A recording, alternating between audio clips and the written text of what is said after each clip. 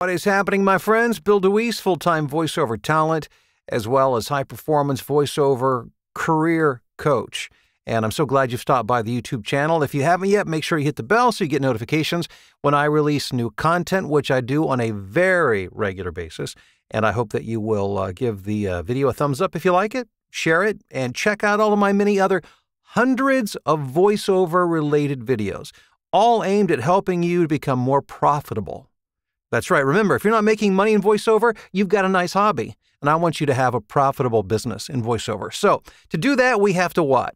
Well, we've got to win auditions, and that's what today's video is all about. I'll be talking about and sharing with you 4 audition tips to help you win more auditions, and the 4th and final tip will be a tip that you never saw coming. Are you ready? Let's do it. Tip number 1, do more auditions. Now, going back to the last video that I shared with you, I talked about voiceover as a numbers game. Business is a numbers game, regardless of your talent level. It is a numbers game because with some work, you can actually calculate and know your batting average, your win percentage. And if you're more experienced and more developed in your skill and your talent, then you're going to have a better win percentage. But it doesn't mean you can't be successful if you're newer and you haven't gone up the ladder quite as much yet. You just may have to do more, have larger numbers to get the results that you need to stay afloat until you can continue to improve in your work and your craft and your marketing and become more profitable that way. But to be successful, you have to do more auditions. How many auditions? Well, that varies wildly from person to person, and there are a number of factors. It's not just a matter of skill and talent. Certainly that has something. It has a lot to do with it. What's the quality of your audio? Perhaps you'll have more success on one platform than another. And the only way to do that is to get out there and to do it, experiment, to keep track of what's going on. I'll never forget, I transitioned into voiceover after being in radio broadcasting for quite a while. And we're talking 2006, and that was back in the very early days of Voices.com and Voice123. And I remember signing up on both of those platforms, but I remember thinking to myself, how hard could this be? I remember logging into the dashboard and seeing hundreds of auditions posted. I felt like a kid in a candy store. I thought, this is going to be like shooting fish in a barrel because I've been in radio for all these years, and look at all of these auditions. Well, it took me 100 auditions to get that first job. Now, some people who are watching this, you may be thinking, well, I've done 200 auditions, 300 auditions. The number doesn't matter, or you may have booked your very first job. What matters is that, number one, you keep track so that you understand, and you need a large amount of data to be able to get an accurate read on what your win rate is. In other words, doing 5 auditions and losing the first 5 auditions does not mean you're bad. You just don't have enough data collected yet. Once you've done 100, 200, 500 auditions, now you've got some data to work with. You have a pretty good idea of where you stand, and then from there you can work to improve. But you've got to do more auditions, all right? Now, that in and of itself is not enough, but that's where you begin. Number 2, here's an easy one. You want to double your chances of getting the job? Do 2 takes or 3 takes on your audition. If you're only doing 1 take, you're minimizing your opportunity. And let me break this down for you very simply. In my experience, and I've recorded now over 10,000 paid voiceover jobs over the past 10 years. Actually 15 years, sorry, 10 years as a coach, 15 years as a working full-time talent. And it's interesting the language that clients use because they almost always break it down into one of 2 categories. One is they want it softer or they want it with more energy. So essentially more energy or less energy. That's the way they see and that's the way they hear things. So what I do on my auditions, I give 2 takes. One is a lower energy, a little more laid back. The other is a higher energy, more excited version of that.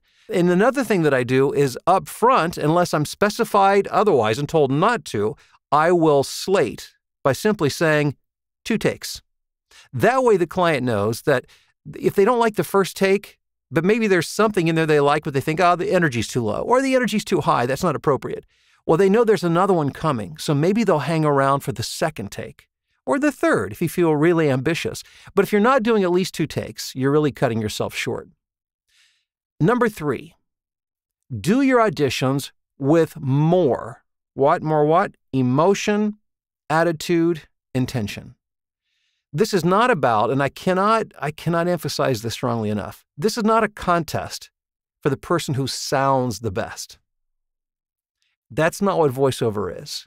The person who wins the job is not the person who sounds the best, who has the best voice, who is the smoothest, who makes the fewest amount of mistakes, who sounds the most polished. That's not the person who wins the job. The person who wins the job is the person who is most believable, because that's the person that connects with the person listening, that stirs something inside of them, that makes them feel something. So when you allow yourself to express, to feel emotion, attitude, some intention, in other words, when you look at a script, how do you feel about that script? What do you think?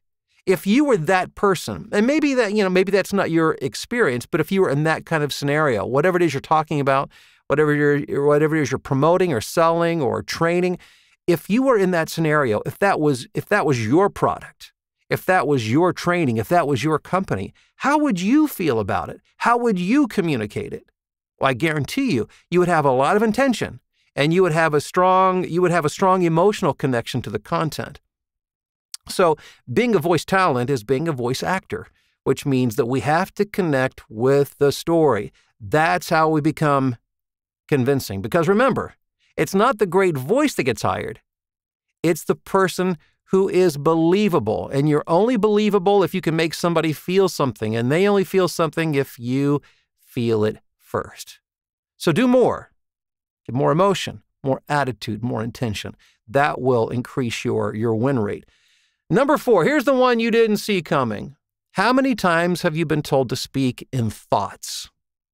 Maybe never.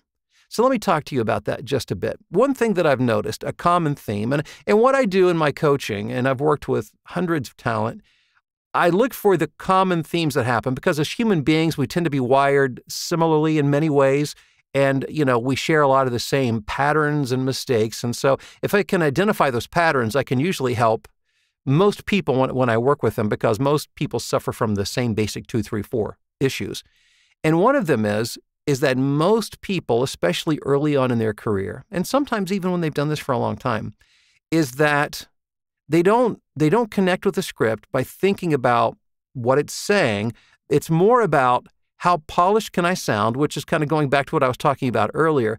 But beyond that, it becomes a straight read through with there's no speaking in thoughts. There's no acknowledgement of what's going on in the script. It's either most of the time, it sounds like they're in a race. So I always tell students, just slow down. Just start by, I don't care how fast you think you're going, just slow down. It allows you to see and visualize and feel what's going on. So speak in thoughts. Let me give you an example. Okay, so I've pulled up a recent audition that came to my inbox, and I want to share this with you, okay?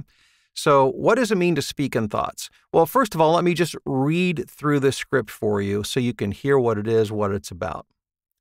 Shouldn't finding the nutritional support you're looking for be easier?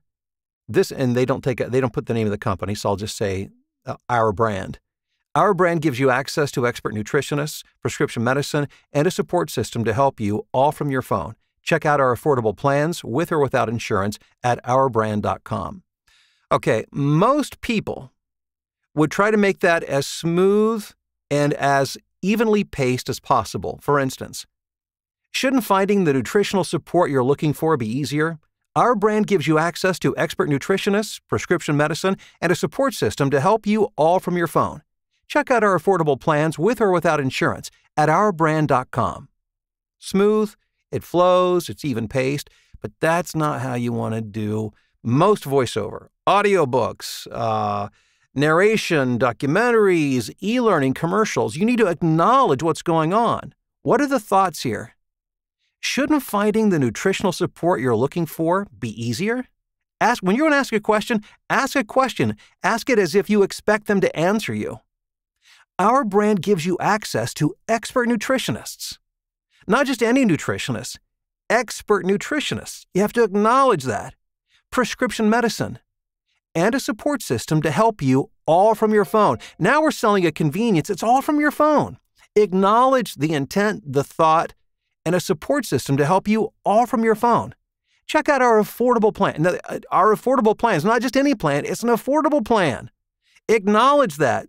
Share the thought with or without insurance. Again, another big benefit. But when you read it the same all the way through, regardless of how polished you are, it loses any sense of meaning, intent, or dynamic.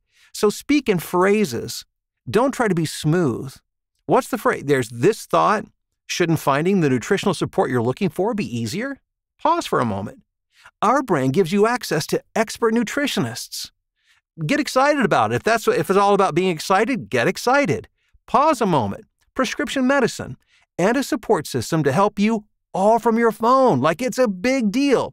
So you have to acknowledge what you're talking about. You have to speak and share in thoughts, because when you do that, now it makes you even more believable.